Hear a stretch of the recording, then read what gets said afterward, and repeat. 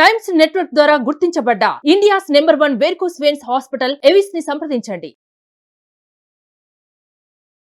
Welcome to Suman TV. నేను మీ Suman TV Nag. Kolkata ఇన్సిడెంట్కి సంబంధించి కోర్టులో కొన్ని ట్రయల్స్ అయితే నడుస్తున్నాయి. అయితే కొన్ని కీలక అంశాల గురించి మాట్లాడటం జరిగింది.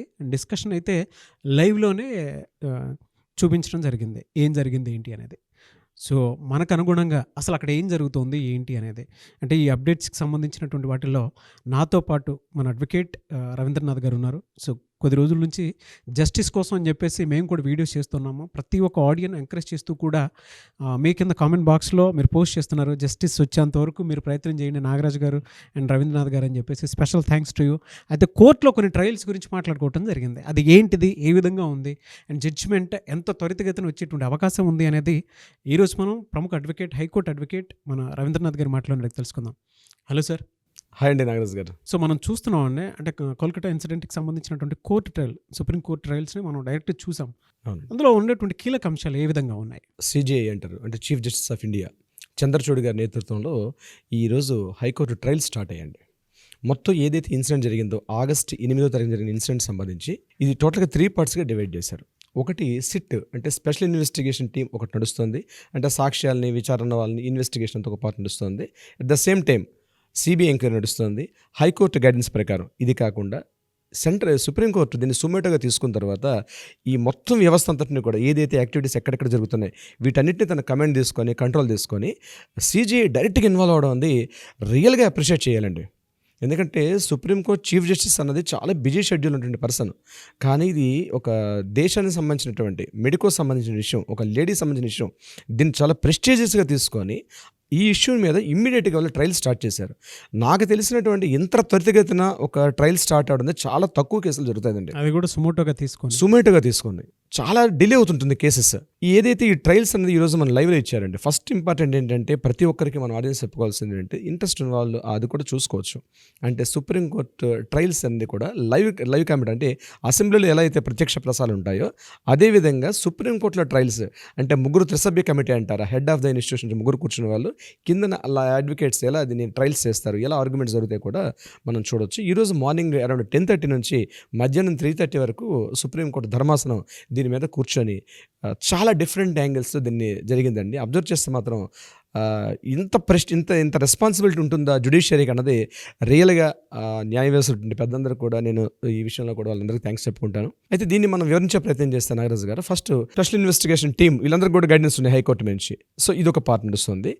At the same time CBI కూడా మనం ఆల్రెడీ సంపత్ నెహ్రా ఆధ్వర్యంలో ఆల్రెడీ సిబిఐ ఎంక్వైరీస్ 30 బృందాలు నడుస్తుంది. లేడీస్ సింగం ఎంటర్ అయింది. లేడీస్ సింగం ఎంటర్ అయింది కరెక్ట్గా. రియల్లీ ఇదంతా ఒక గొప్ప మార్పుగా నాంది తీస్తుందండి. సుప్రీంకోర్టులో జరుగుతున్న ట్రయల్స్ ఎలా ఉన్నాయంటే దీన్ని 2 పార్ట్స్గా మనం విభజించవచ్చు. ఈరోజు జరిగిన మొత్తం ట్రయల్ సెషన్ మొత్తం కూడా ఈ 5 అవర్స్ సెషన్ని మొత్తం దీన్ని 2 పార్ట్స్ కూడా చూడొచ్చు. ఒకటి మమతా బెనర్జీ, తృణమూల కాంగ్రెస్ గవర్నమెంట్లో ఉన్న మమతా బెనర్జీని కాసేపు మాట్లాడారు. సంఘటనలో జరిగినటువంటి సందర్భం దానికి సంబంధించిన కొన్ని టాపిక్స్ మాట్లాడారు. ముఖ్యంగా ఈ 2 టాపిక్స్ని మనం కోయిన్సైడ్ చేసుకుంటే హైలైట్ అయింది ఒకే టాపిక్ మీద మోర్ దెన్ గంట పాటు నడిచిందండి. ఆ క్వశ్చన్ అడుగుతుంటే మన చంద్రచూడ్ గారు ఆ క్వశ్చన్ అడుగుతుంటే ప్రభుత్వం తరపున పబ్లిక్ ప్రాసిక్యూటర్ అంటే కపిల్ సిబాల్ ఇచ్చిన ఆన్సర్ ఆ ఇద్దరి మధ్య డిస్కషన్ చూస్తుంటే ప్రభుత్వం తరపున ప్రాపర్ ఆన్సర్ లేక ఆయన తబ్బిబవుతున్నాడు. ఏమిటి ఆ క్వశ్చన్ అంటే ఎఫ్ఐఆర్ గురించి. ఏదైతే సస్పెక్షన్ జరిగిందో ఆ ఇన్సిడెంట్ పార్ట్ జరిగిందో మధ్యాహ్నం 3:30-4 o'clockకి హ్యాండ్ ఓవర్ చేశారు బాడీని. బట్ ఎఫ్ఐఆర్ ఎప్పుడు వేశారు అన్న క్వశ్చన్ అడుగుతుంటే midnight 11:45కి ఫస్ట్ ఇన్ఫర్మేషన్ రిపోర్ట్ తలా పోలీస్ స్టేషన్లో అది రిపోర్ట్ అయింది. సో ఆల్రెడీ ఒక మర్డర్ జరిగింది, రేప్ అండ్ అదే బ్రుటాలిటీ జరిగింది. అది దీనిని అప్ టు 11:45 వరకు midnight వరకు ఎందుకు ఎఫ్ఐఆర్ చేయలేదని సూటిగా అడుగుతుంటే ఆన్సర్ చెప్పడానికి కపిల్ సిబాల్ ఉబ్బి కొడుతున్నాడు, కానీ ప్రాపర్ ఆన్సర్ ఇవ్వలేకపోతున్నాడు. ఆయన మిస్గైడ్ చేస్తుంటూ కూడా ఆయన అదే పాయింట్ మీద కూర్చున్నారు. ఎందుకు అట్లా దాన్ని కంటిన్యూషన్ కావట్లేదు, మీరు అంత లేట్ ఎందుకు చేశారు అన్న దాన్ని చెప్తున్నారు. కానీ మెయిన్ ఏదైతే ధర్మాసనం మాత్రం ఆయన ఇచ్చినటువంటి ఆన్సర్ని ప్రాపర్గా తీసుకున్నట్టుగా సందర్భం లేదు. నెంబర్ 2 సెకండ్ పాయింట్ ఏంటంటే 70 మంది ఆగస్టు 13వ తారీఖు నుండి మోర్ దెన్ 70 to 80 మెంబర్స్ ఒక వ్యాండలిజం అంటే ఒక దుర్మార్గంగా ప్రభుత్వం యొక్క ఆస్తుల్ని అక్కడ డిమాలిష్ చేయడం, అంటే ఈ హాస్పిటల్ మీద అటాక్ చేసి విధ్వంసం సృష్టించారు. ఏ విధ్వంసం అంటే సాక్ష్యాలను రూపుమాపే ప్రయత్నం చేశారు. అయితే అక్కడ ఏం క్వశ్చన్ అడిగారంటే, ఇంత విధ్వంస ప్రణాళిక జరుగుతునేటప్పుడు లోకల్ ఇంటెలిజెన్సీ మీకు ఏం ఫెయిల్ అయింది అంటే, ప్రభుత్వానికి యంత్రాంగం ఇంటెలిజెన్స్ వ్యవస్థ ఉంటుంది, ఇంటెలిజెన్స్ వ్యవస్థ మీది ఎక్కడుంది అంటే మీకు తెలియకుండా ఉందా? అంత వేల మంది గ్యాదర్ అవుతున్నప్పుడు ఇంటెలిజెన్స్ రిపోర్ట్ ఎందుకు ఫెయిల్ అయింది, మీరు ఎందుకు చెప్పలేకపోతున్నారు అంటే, ఎందుకు మీరు వాంటెడ్లీ మీరు చేశారా, లేకపోతే చేసిందని మీరు ప్రోత్సహించారా అంటే, సాక్ష్యాలను ఎవరిని మీరు అక్కడ సైడ్ చేయడానికి అక్కడ మీరు దీన్ని ఎంకరేజ్ చేశారనే విషయాన్ని అడిగినప్పుడు కూడా దీనికి కూడా ప్రభుత్వం తరపున ఉన్నటువంటి న్యాయవాది కూడా సరైన ఆన్సర్ చెప్పలేకపోయారు. మూడోది ఏంటంటే, ఎవరైతే ప్రొటెస్ట్ చేస్తున్నారో కొన్ని వందల వేల మంది, ముఖ్యంగా నాగరాజు గారు 7,000 మంది మహిళా డాక్టర్లు ఈ విషయంలో పార్టిసిపేట్ చేశారు కలకత్తాలో. వాళ్ళ కాలేజీలని అందరిని విడిచిపెట్టుకొని 7,000 మంది రోడ్ల మీదకి వచ్చి క్యాండిల్ లైట్స్ వెలిగిస్తూ ప్లకార్డ్స్ షో చేస్తూ కొన్ని 7,000 మంది పైగా ఈ ఎంటైర్ కార్యక్రమాన్ని ధర్నా చేశారు వాళ్ళు. అయితే గవర్నమెంట్ ఏం చేసిందంటే, దమననీతి అంటారు చూసారా, ఒకేసారి 7,000 మంది లాఠీ చార్జ్ చేయడం, వీలైతే బుల్లెట్స్ అంటే దాని అంటే రబ్బర్ బుల్లెట్స్ ప్రయోగించి దాన్ని మొత్తాన్ని అణచివేసే ప్రయత్నం చేస్తే హైకోర్టు ఆర్డర్స్ ఇచ్చారు. అయితే ఇక్కడ సుప్రీంకోర్టు ఏం క్వశ్చన్ చేసిందంటే, ఈరోజు వాళ్ళు ఏదైతే స్టూడెంట్స్ చేస్తున్నారో అది మాత్రం ఖచ్చితంగా ఆ నిరసన మాత్రం 100% రైట్ అని చెప్పి సుప్రీంకోర్టు సపోర్ట్ చేస్తూ మాట్లాడడం కూడా, అంటే ఒక ప్రజాస్వామ్య ప్రభుత్వంలో నిరసన తెలపడం అనేది వాళ్ళ ప్రాథమిక హక్కు, అది మనం తొక్కేయకూడదు అని సుప్రీంకోర్టు ఒక వ్యాఖ్యలు ఈరోజు జరుగుతున్న ట్రయల్స్లో తెలిసిన విషయం. మూడోది, ఇక ఫోర్త్ పాయింట్ ఏంటంటే, ఏదైతే ఈ సంఘటన జరిగిందో ఈ సంఘటన సంబంధించి మమతా బెనర్జీ ప్రభుత్వం తీసుకొని చర్యలు మాత్రం అట్టర్ ఫ్లాప్ అని చెప్తూ క్లియర్గా చెప్పడం జరిగింది. ఏ విషయంలో కూడా మమతా బెనర్జీ ప్రభుత్వం ప్రతి విషయంలో కూడా అనుమానాస్పదంగానే ప్రవర్తించింది తప్పించి ఎవరినో దాచే ప్రయత్నం, ఏదో విషయాన్ని దాచే ప్రయత్నం చేస్తున్నారు తప్ప ట్రాన్స్పరెన్సీ లోపించింది అని చిట్ట ట్రయల్స్లో మాత్రం మనకు అర్థమైంది.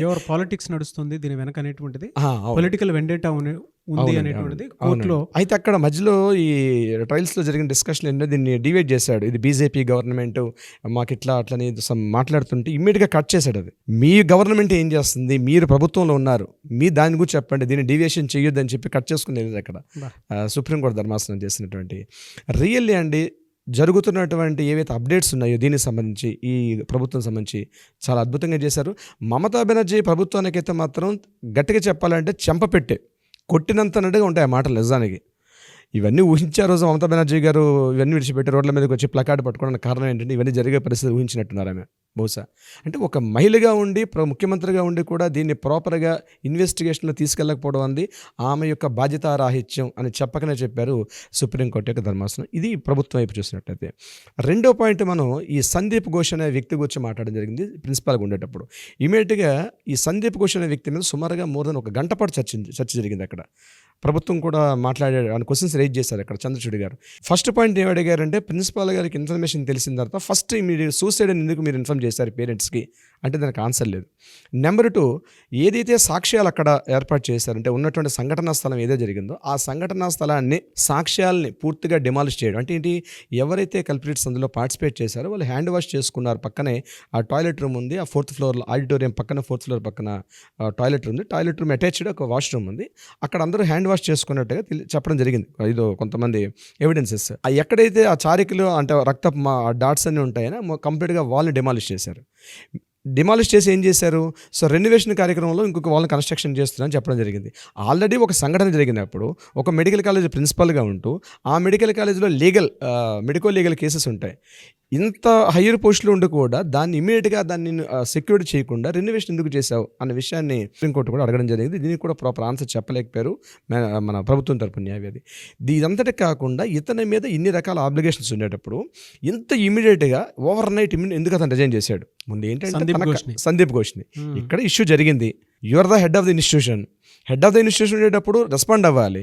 అట్లాంటిది ఇమ్మీడియట్గా సంఘటన కాస్త హడవడంగా రిజైన్ చేసేసుకొని దాన్ని యాక్సెప్ట్ చేయడం, గవర్నమెంట్ యాక్సెప్ట్ చేసి ఇమ్మీడియట్గా వేరే చోట పోస్టింగ్ ఇవ్వడం, ఈ విషయంలో ఇంత తొందరపాటుగా ఎందుకు జరిగాయని చెప్పి సుప్రీంకోర్టు అడిగితే కూడా దీనికి ఆన్సర్ చెప్పలేకపోతున్నారు దీనికి సంబంధించి. సో ఏదైతే మనం పబ్లిక్ ఏదైతే మనం అందరిలో మనం దీని గురించి ఏదైతే ఆలోచిస్తున్నామో ఇదే క్వశ్చన్స్ని సుప్రీంకోర్టు హెడ్ ఆఫ్ ద ధర్మాసనం కూడా అదే క్వశ్చన్స్ రైజ్ చేశారు. But end of the day ఏంటంటే ఈరోజు ట్రయల్స్ మాత్రం చాలా అద్భుతంగా జరిగాయి. ఫస్ట్ టైం కదా సార్, అంటే అంత త్వరితగతిన జడ్జిమెంట్ రావాలి అనుకుని ఈవెన్ సుప్రీంకోర్టు కూడా సుమోటోగా తీసుకొని చర్చ జరపడం అనేది ఈ 130 కోట్ల మంది ప్రజలందరూ కూడా హర్షించాల్సిన విషయం అండి. ఎప్పుడైతే మనకి ముందు మనకు తెలుసు కదండి, అడ్మినిస్ట్రేషన్ డిపార్ట్మెంట్ ఉంటుంది, మన శాసనశాఖలు ఉంటాయి, at the same time administration ఉంటుంది, మూడో జ్యుడిషియరీ. ఎప్పుడైతే శాసనాలు చేసే వాళ్ళు ప్రాపర్గా లేకపోతే ఆటోమేటిక్గా జ్యుడిషియరీ వింగ్ అనేది ఆటోమేటిక్గా ఓవర్కమ్ అవుతుందండి. అంటే మన రాజ్యాంగం యొక్క నిర్మాణం ఇది. 3 శాఖలు ఉంటాయి. ఒకటి ఏంటంటే ఫస్ట్ శాసనాలు చేస్తారు, శాసనాలు చేసే వాళ్ళని అడ్మినిస్ట్రేషన్ డిపార్ట్మెంట్, వాటిని అడ్మినిస్ట్రేషన్ అమలు చేస్తారు. ఈ రెండింటిని చేసే ప్రక్రియలో ఎక్కడైనా తేడా ఉంటే దాన్ని ప్రొటెక్ట్ చేసే విధంగా జ్యుడిషియరీ డిపార్ట్మెంట్ ఉంటుంది. ఎప్పుడైతే శాసనాలు చేసే వాళ్ళు తప్పులు చేస్తారో బై డిఫాల్ట్ జ్యుడిషియరీ వింగ్ అనేది ఆటోమేటిక్గా ఫోర్స్లోకి వచ్చేస్తుంది. ఇది బై ఇట్ సెల్ఫ్ మన కాన్స్టిట్యూషనల్ డిజైన్ చేసిన ప్రక్రియలు ఉంటుంది. ఈరోజు ఆ పాత్ర తీసుకుంది ఇక్కడ. జ్యుడిషియరీ వ్యవస్థ అన్నది ఈరోజు మెయిన్ స్టేజ్ మీద స్ట్రీమ్ లైన్ అవ్వడం చాలా అద్భుతమైన విషయం. అది ఖచ్చితంగా బాధితురాలకైతే ఈ విషయంలో న్యాయం జరుగుతుంది. ఈరోజు జరిగిన ట్రయల్స్ మాత్రం చాలా ఆశావహంగా ఉన్నాయి. ఇంకొకటి ఏంటంటే ముఖ్యంగా స్టూడెంట్స్కి వాళ్ళు అప్పీల్ చేసుకుంది ఏంటంటే సుప్రీంకోర్టు వాళ్ళు ఏదైతే నిరసన తెలుపుతున్నారో ఇది నిజంగా వాళ్ళ ఆవేశం ఉన్నది కరెక్టే. మెడికల్ లీగల్ చట్టాలు ఉన్నాయి, అంటే మెడికల్ కాలేజెస్కి, మెడికల్ ఇన్స్టిట్యూషన్స్కి, వీటికి హాస్పిటల్స్, వీటికి కొన్ని చట్టాలు ఉన్నాయి, ఆల్రెడీ ఎగ్జిస్టింగ్ చట్టాలు. ఆ చట్టాలని ఇంప్రాపర్ వేలో, అంటే ఇప్పుడు ఉదాహరణకి ఇప్పుడు ఈ విక్టిమ్ ఎవరైతే ఉన్నారో 36 అవర్స్ పాటు డ్యూటీ చేస్తుంది. 36 గంటల పాటు డ్యూటీ వేయడం అనేది అది ఇంపాసిబుల్ అండి. అది ఎవరూ చేయలేం మనం. మ్యాక్సిమం 10 అవర్స్ 12, ఈవెన్ దో ఒక భవన కార్మికుడు కూలీ చేసిన, హమాలి చేసిన 8 అవర్స్ చేస్తాడు, 12 అవర్స్ చేస్తాడు. కానీ 36 గంటల పాటు ఏకదాటిగా ఒకే ఇన్స్టిట్యూషన్లో డ్యూటీ వేయడం అంటే ఏ రకంగా జరుగుతుంది అనేది మనకు అర్థమవుతుంది. దీన్ని తప్పు పట్టింది సుప్రీంకోర్టు. అంటే ఈ ఏవైతే డిస్కషన్ జరుగుతున్నాయో డెఫినెట్గా విత్ ఇన్ కపుల్ ఆఫ్ ఇయర్స్లో మన దేశంలో ఈ వైద్య వృత్తిని ఎవరైతే అభ్యసిస్తున్నారో విద్యార్థులకైతేనేమి, అదేవిధంగా ఎవరైతే ఈ వైద్య సంస్థల్లో ఉన్నటువంటి గవర్నమెంట్ డాక్టర్స్ కానివ్వండి, ఈ హాస్పిటల్స్, ఈ వ్యవస్థ అంతటా కూడా ప్రాపర్ గైడ్లైన్స్ అయితే వస్తుంది. దాన్ని ఇంప్లిమెంటేషన్ చేసే పరిస్థితి వస్తుంది. ఎప్పుడో 1800లో ఈ లేబర్ యాక్ట్ లేకపోవడం వల్ల విశేషంగా అంటే ఇష్టానుసారంగా లేబర్స్ని వాడుకున్నారు. కానీ ఈరోజు డాక్టర్స్ అనేవాళ్ళు లేబర్స్ కన్నా అధ్వాన్నంగా మెడికల్ కాలేజీలో అయితేనేమి, హాస్పిటల్స్లో అయితేనేమి, ప్రతి చోట కూడా లేబర్ కన్నా అధ్వానంగా టైమింగ్స్లో వర్క్ చేస్తున్నారు. సో దానికి ఈరోజు కొంత నాందివాచకం పలికిందని చెప్పుకోవచ్చు, ఒక ముందడుగు పడిగింది. దీన్ని ఖచ్చితంగా మార్పు అనేది వస్తుంది. ఈరోజు సుప్రీంకోర్టు ట్రయల్స్లో మనకు అది మేము ఎక్స్పెక్ట్ చేస్తున్నాం.